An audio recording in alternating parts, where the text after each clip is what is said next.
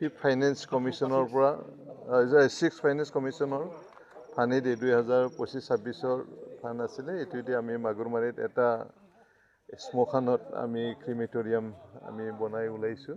বেছি নাছিল, 20 লাখ টকা আছিলে আৰু আমাৰ ঠিকাদাৰে সুন্দৰভাৱে এইটো বনাই দিছে আৰু আজি আমি মাগুৰমাৰী ৰাইজৰ কাৰণে এইটো উৎসৰ্গা কৰিছোঁ। বৰ্তমান আপোনাৰ সমষ্টিত কি ধৰণৰ উন্নয়নমূলক কাম হৈ আছে বৰ্তমান?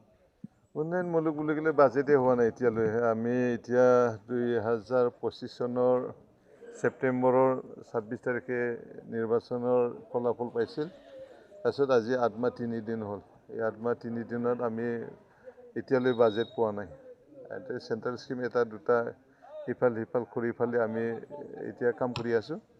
আৰু হিচাপে মই জিকি যোৱাৰ পিছত আমি গুডউইল আঁচনিৰ জৰিয়তে 4টা পাকা ৰাস্তা আমি কৰি ওলাইছোঁ।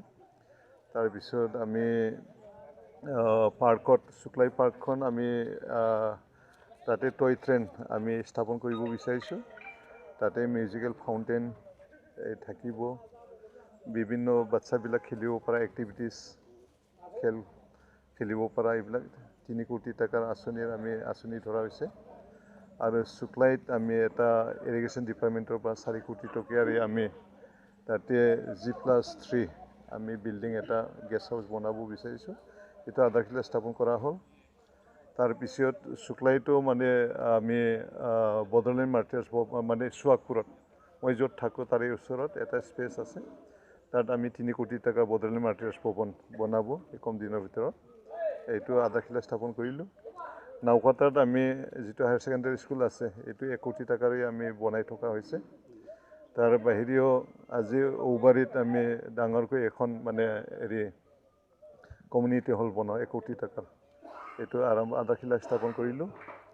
এনেকৈ মহৰীপাৰাটো আমি স্কুল ট্ৰাইবেল ৱেলফেয়াৰ ডিপাৰ্টমেণ্টৰ পৰা ষ্টেটৰ পৰা আমি তাৰে পৰা বিভিন্ন এক্টিভিটিছ মানে চাইকেল ষ্টেণ্ডৰ পৰা ৰান্ধনী ঘৰৰ পৰা আৰু বিভিন্ন আমি সেইবিলাক বনাবৰ কাৰণে কৰা হৈছে।